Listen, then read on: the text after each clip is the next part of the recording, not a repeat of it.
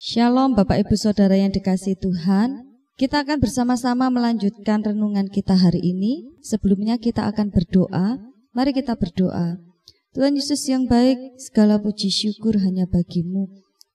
Kami tak henti-hentinya bersyukur kepadamu Tuhan, karena Tuhan terus berikan kami kesempatan untuk merenungkan kebenaran firman-Mu.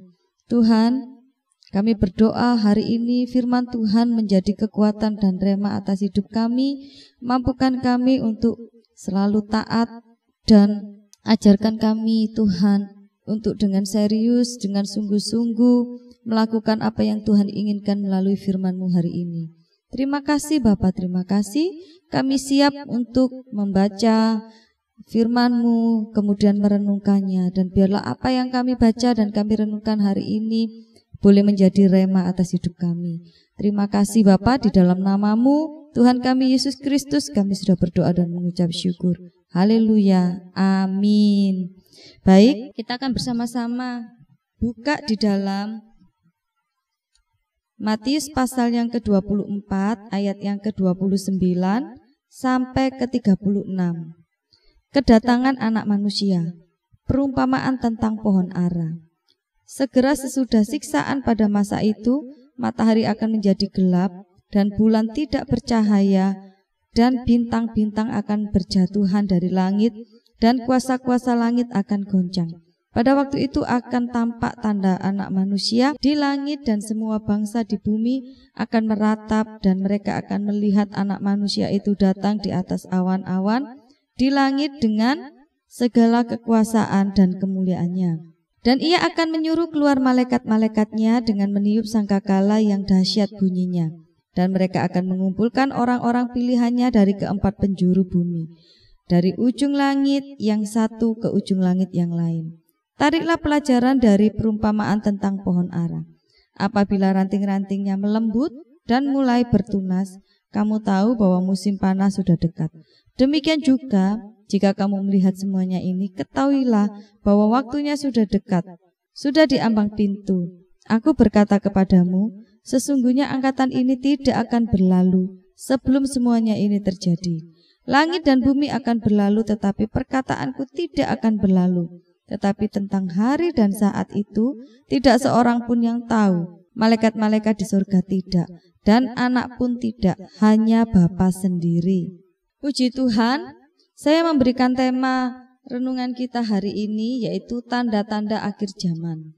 Berbicara tentang akhir zaman pasti ada hubungannya dengan kedatangan Tuhan Yesus untuk yang kedua kalinya.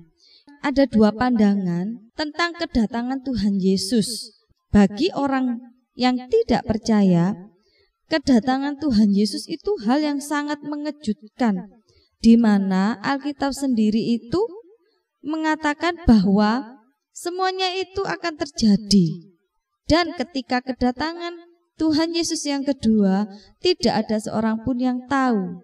Alkitab mencatat dikatakan seperti pencuri. Jadi pencuri itu mereka untuk datang tidak akan bilang kepada tuan rumahnya di mana rumah itu harta bendanya akan diambil. Nah, kedatangan Tuhan Yesus nanti digambarkan seperti itu juga. Jadi tidak ada seorang pun yang tahu. Dan hal ini bagi orang yang tidak percaya kepada Tuhan, itu hal yang sangat mengejutkan, hal yang sangat menakutkan. Bahkan orang yang benar-benar menolak Tuhan, hal tentang kedatangan Tuhan Yesus itu seperti mustahil bagi mereka. Tetapi mengenai kedatangan Tuhan Yesus bagi orang percaya, kabar ini adalah kabar yang sangat menggembirakan. Karena seperti seorang mempelai laki-laki yang menjemput mempelai wanitanya untuk masuk ke pesta perkawinan anak domba. Berbicara tentang pesta, tentunya ini sangat menarik. Seseorang yang akan menikah dan ketika acara itu tiba, betapa senangnya seorang wanita ketika seorang pria ini menyambutnya untuk menjadi istrinya. Itu adalah sesuatu anugerah yang luar biasa. Demikian juga kedatangan Tuhan Yesus itu digambarkan bahwa Tuhan ini seumpama seorang mempelai, seorang mempelai laki-laki yang siap menjemput mempelai wanitanya. Siapa mempelai wanitanya? Setiap orang percaya. Tuhan yang akan menjemput kita semua dan kita akan masuk di dalam pesta perjamuan kawin itu. Kita akan masuk di dalam kemuliaan Tuhan, di dalam surga Tuhan yang sangat luar biasa. Nah, ini adalah kabar yang membawa sukacita yang dinanti-nantikan bagi setiap orang yang percaya kepada Tuhan. Ketika saya baca tentang hal ini, saya membayangkan bahwa itu adalah hari yang sangat istimewa. Bagaimana ini tidak istimewa? Karena saat itu yang menjemput setiap orang percaya untuk masuk ke dalam kerajaannya adalah Tuhan sendiri. Siapa sih kita ini manusia dibanding dengan Tuhan yang begitu mulia, Tuhan yang begitu luar biasa. Kita tidak ada apa-apanya, tetapi sungguh luar biasa. Tuhan yang mulia itu, yaitu Tuhan Yesus, ketika dia datang kedua kalinya, dia sendiri yang akan menjemput kita sebagai mempelai-mempelai wanitanya. Sungguh, ini hal yang sangat luar biasa. Tuhan mengangkat kita. Tapi masalahnya, kita ini tidak pernah tahu kapan hari itu akan terjadi. Benar-benar tidak ada satupun yang tahu. Bahkan malaikat di surga pun tidak tahu. Karena kedatangan Tuhan Yesus yang kedua kalinya, tidak ada seorang manusia pun yang tahu. Akhirnya mulai manusia-manusia ini merasa diri pintar, merasa diri luar biasa. Akhirnya mereka mulai memprediksi, mereka mulai memperkirakan kapan akhir zaman itu terjadi. Mulai ada yang meramalkan dari tanggal sampai dengan tahun kapan Tuhan Yesus itu akan datang untuk yang kedua kalinya. Berulang kali itu terjadi. Dikabarkan di media sosial, tahun sekian, bulan sekian, Tuhan Yesus akan datang. Dan ternyata hal itu tidak akan terjadi. Firman Tuhan pun digenapi, bahwa tidak ada seorang manusia pun yang akan tahu kapan kedatangan Tuhan. Artinya sungguh luar biasa sekali Tuhan Yesus itu. Sungguh harusnya kita menjadi orang-orang yang bangga, karena setiap firman Tuhan yang tertulis itu benar-benar digenapi. Kalau Alkitab mengatakan tidak ada seorang pun yang tahu, maka tidak akan ada seorang pun yang tahu. Sekalipun banyak beribu-ribu orang meramalkan kedatangan Tuhan, semuanya itu akan sia-sia. Lalu bagaimana kita mengerti tanda-tanda akhir zaman sendiri itu yang seperti apa? Ketika kita baca Nats ini, saya menemukan beberapa hal menurut Nats yang kita baca hari ini. Tanda-tanda akhir zaman terjadi. Yang pertama, mari kita baca di dalam ayat yang ke-29. Segera sesudah siksaan pada masa itu, matahari akan menjadi gelap dan bulan tidak bercahaya, dan bintang-bintang akan berjatuhan dari langit, dan kuasa-kuasa langit akan goncang. Nah, tanda yang pertama kedatangan anak manusia, yaitu pada zaman akhir nanti adalah alam semesta ini akan menjadi kacau. Matahari jadi gelap, bulan tidak bercahaya lagi, bahkan bintang-bintang akan berjatuhan. Kuasa-kuasa langit pun akan digoncangkan. Di ayat yang ke-29 tadi mengatakan seperti itu. Dan keanehan akan benar-benar banyak terjadi di alam semesta ini. Dan tidak hanya itu, di akhir-akhir zaman ini manusia lebih serakah. Keinginan mereka untuk berkuasa bukan saja ditujukan untuk sesama manusia yang ingin menguasai manusia yang lain, tapi kepada alam ini. Manusia akan begitu rakus. Semua kekayaan alam semesta ini kalau bisa akan menjadi miliknya secara pribadi. Akhirnya keseimbangan alam semesta ini tidak lagi bisa berjalan dengan baik. Banyak penebangan pohon, banyak terjadi bencana. Itulah tanda-tanda akhir zaman. Kehidupan alam semesta ini akan menjadi kacau. Itu tanda yang pertama. Tanda yang kedua, tanda-tanda anak manusia akan datang pada akhir zaman nanti, yaitu kita baca ayat yang ke-30. Pada waktu itu akan tampak tanda anak manusia di langit, dan semua bangsa di bumi akan meratap, dan mereka akan melihat anak manusia itu datang di atas awan-awan di langit dengan segala kekuasaan dan kemuliaannya. Tanda yang kedua kedatangan anak manusia di akhir zaman, yaitu kuasa Allah akan dibuktikan. Jadi ketika Tuhan Yesus datang untuk yang kedua kalinya, tidak seperti bayi lagi, tetapi Tuhan Yesus akan datang di atas awan-awan di langit dengan segala kuasa dan kemuliaannya. Dan ketika Tuhan Yesus datang untuk yang kedua kali, tidak akan ada penghinaan untuk Tuhan, karena Dia datang di dalam kemuliaannya yang megah. Dia datang di dalam kekuasaannya yang luar biasa. Di atas awan-awan Tuhan akan datang, akan turun. Saya membayangkan ketika hal itu terjadi, itu seperti mujizat.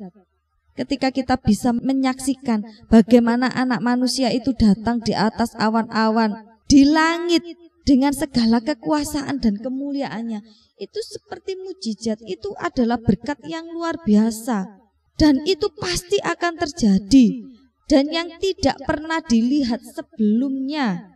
Itu sungguh luar biasa. Tuhan menampakkan kemuliaannya, Tuhan menampakkan kekuatannya, Tuhan menampakkan kekuasaannya sebagai Tuhan pemilik alam semesta ini, sebagai Tuhan pencipta setiap makhluk yang hidup di atas bumi ini. Sungguh luar biasa.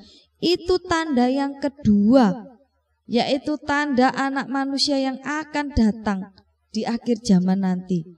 Tanda yang ketiga, kita akan baca ayat 31. Dan Ia akan menyuruh keluar malaikat-malaikatnya dengan meniup sangkakala yang dahsyat bunyinya, dan mereka akan mengumpulkan orang-orang pilihannya dari keempat penjuru bumi, dari ujung langit dan yang satu ke ujung langit yang lain. Itu sungguh luar biasa. Tanda yang ketiga, yaitu tanda kedatangan anak manusia di akhir zaman nanti, adalah adanya pengangkatan bagi orang-orang percaya. Ketika malaikat Tuhan diperintahkan untuk meniup sangkakala, tujuannya adalah untuk mengumpulkan orang-orang pilihannya dari segala penjuru bumi ini. Dan saat itu juga pengangkatan akan terjadi bagi setiap orang-orang yang percaya. Betapa luar biasanya.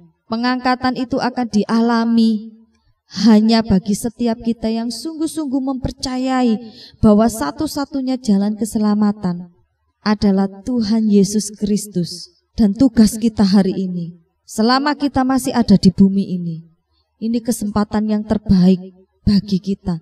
Jangan sampai ketika pengangkatan itu terjadi, ada keluarga kita yang tertinggal. Kita rindu, tidak hanya kita yang akan diangkat, tetapi seluruh keluarga kita, anak cucu kita. Maka tugas kita saat ini adalah kita bawa mereka untuk menjadi orang-orang yang sangat mengasihi Tuhan, untuk menjadi orang-orang yang mempercayai Tuhan. Perkenalkan berita keselamatan yang datangnya dari Tuhan. Ini adalah masa akhir, ini adalah zaman akhir. Dan inilah saat yang tepat bagi kita untuk kita boleh menjadi saksi, untuk kita boleh menjadi teladan, sehingga setiap orang yang melihat kita, mereka akan melihat Tuhan di dalam diri kita. Hadirkan Tuhan selalu di dalam hidup kita. Mulai dari hidup kita, bagaimana kita harus membangun keintiman dengan Tuhan. Saya sangat percaya dan saya sangat yakin, orang yang hidupnya intim dengan Tuhan, dia akan menjadi dampak yang luar biasa. Dia akan bisa dibaca menjadi saksi yang hidup bagi kemuliaan Tuhan. Melalui orang yang benar-benar memelihara kehidupannya bersama-sama dengan Tuhan, mereka akan melihat kebesaran kemuliaan Tuhan ada di dalam diri kita. Karena kita diciptakan sebagai rupa dan gambar Allah. Tugas kita hari ini, Bapak Ibu Saudara yang kasih Tuhan, tidak hanya berdoa, untuk keselamatan keluarga kita atau orang-orang terdekat kita. Tetapi tugas kita hari ini, bahwa setiap orang-orang yang tidak percaya, perkenalkan mereka tentang keselamatan yang hanya bisa kita dapat melalui Tuhan Yesus Kristus. Jadi Bapak Ibu Saudara yang dikasihi Tuhan, di ayat yang ke-31 juga dikatakan, jadi Bapak Ibu Saudara yang dikasihi Tuhan, itulah tanda-tanda akhir zaman. Yang pertama, yaitu alam akan menjadi kacau. Kuasa Allah akan dibuktikan melalui kedatangannya. Di bumi ini Tuhan akan datang dengan penuh kemuliaan, dengan penuh kewibawaan, dengan penuh kuasa di atas awan. Tanda yang ketiga, tanda kedatangan Tuhan di akhir zaman ini, yaitu akan ada pengangkatan bagi setiap orang percaya. Mari jaga hidup kita agar kita selalu benar di mata Tuhan. Pelihara iman kita sebaik mungkin dengan selalu memberikan nutrisi iman, yaitu doa dan membaca firman Tuhan. Hidup bergaul dengan Tuhan, taat melakukan kehendak Tuhan. Itu yang bisa kita kerjakan. Dan percayalah, ketika kita mau serius mengerjakan keselamatan kita di bumi ini, selama kita masih bernafas, Tuhan akan menyertai kita, asalkan kita rindu benar-benar serius dipakai oleh Tuhan untuk menjadi kemuliaannya. Saya percaya akan banyak orang-orang mengenal Tuhan melalui kehidupan kita.